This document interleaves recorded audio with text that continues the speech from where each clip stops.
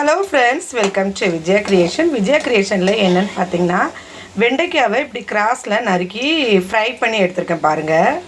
வெண்டைக்காவை குழம்பு வச்சாலோ அல்லது பொரியல் வச்சாலோ பசங்க அவாய்ட் பண்ணுறாங்க. ஸோ ஒரு கேண்டீனில் என்னோடய ஹஸ்பண்ட் பார்த்தேன்னு சொல்லிவிட்டு இந்த வெண்டைக்காவை இப்படி ஃப்ரை பண்ண அப்படின்னாங்க. பாருங்கள், சூப்பராக இருக்குது.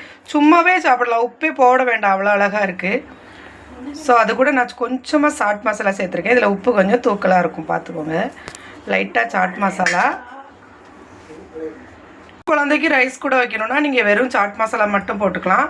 இல்லை நம்மளுக்கு பெரியவங்களுக்குனா கொஞ்சம் சில்லி பவுடர் சேர்த்துக்கோங்க. பார்க்குறதுக்கு ரொம்ப சிம்பிளான ரெசிபி.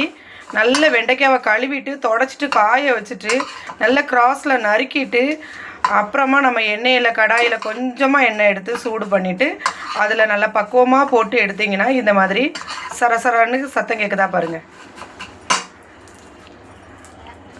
சூப்பராக இருக்குது.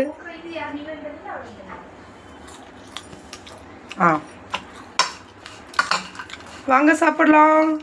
இந்த மாதிரி ஒரு வாட்டி ட்ரை பண்ணுங்க, வெண்டைக்காவை நல்லாயிருக்கும்.